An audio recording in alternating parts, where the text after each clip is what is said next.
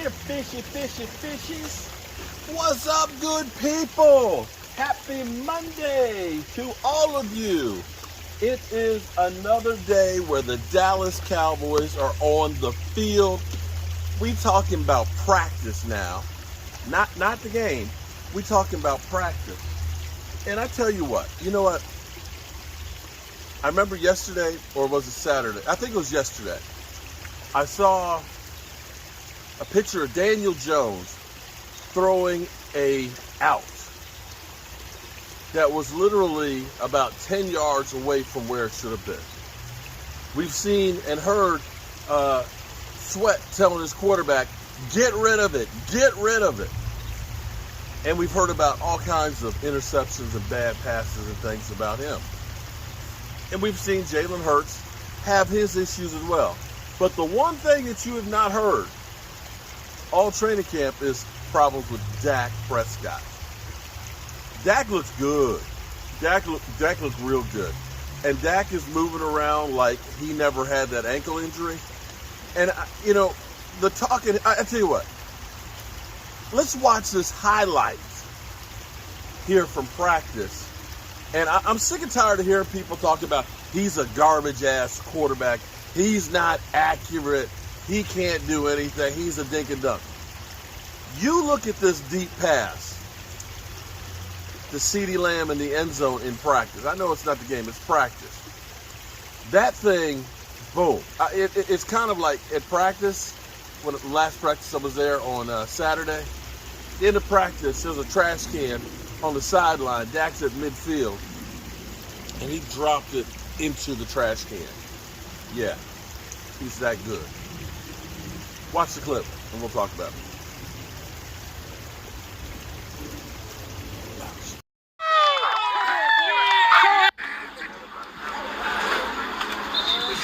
There it is!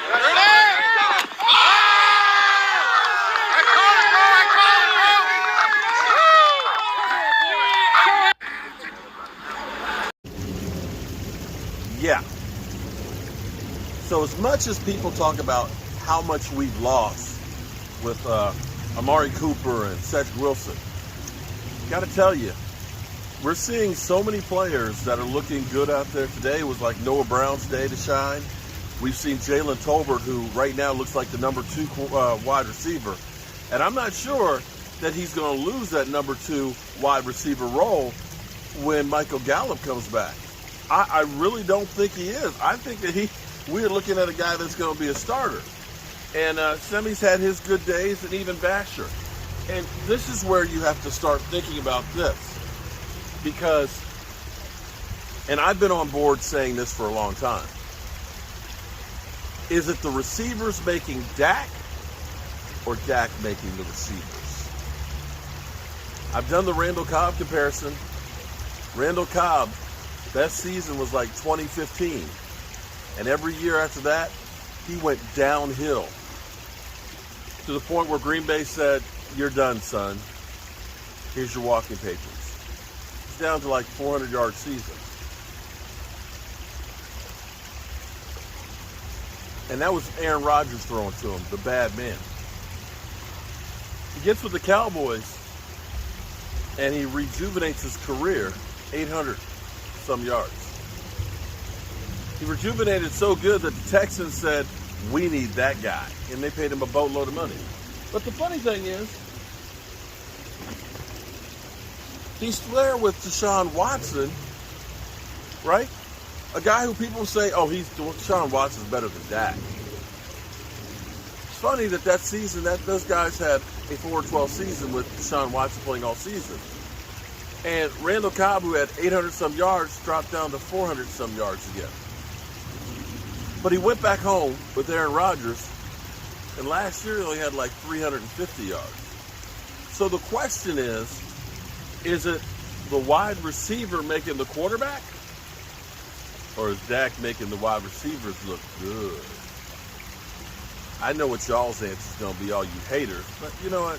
I don't give a rat's ass what you guys say. But we do have some other good news, at least.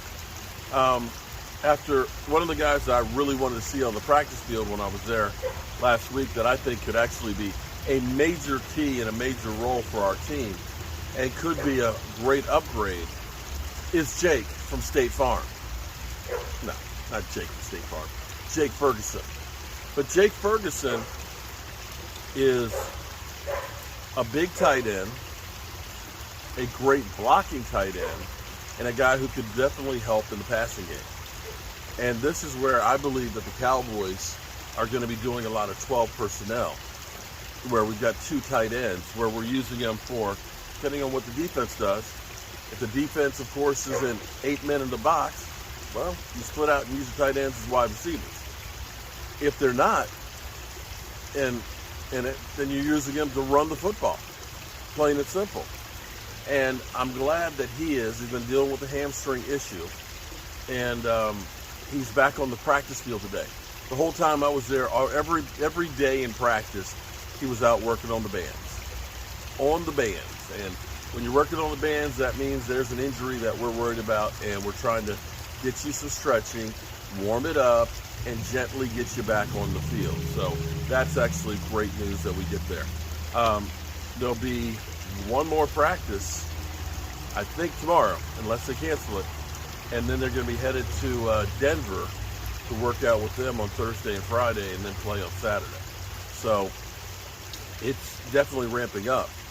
And wow, Oxnard is done, guys. That fast. Oxnard is done. So we'll get some more news on practice and see what else has happened. Hopefully the injury bug is staying away from us. Not like these mosquitoes out here that are messing with me right now. But I appreciate you all. Hope you tune in tonight, 9 o'clock Eastern. We'll have all the news from training camp, practice, not the games yet, but from practice. And I appreciate each and every one of you guys. And I'll see you soon.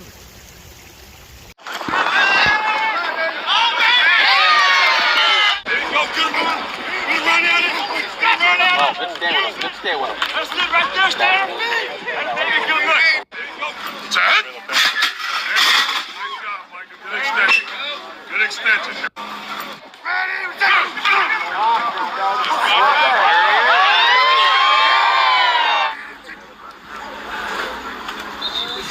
Here it is.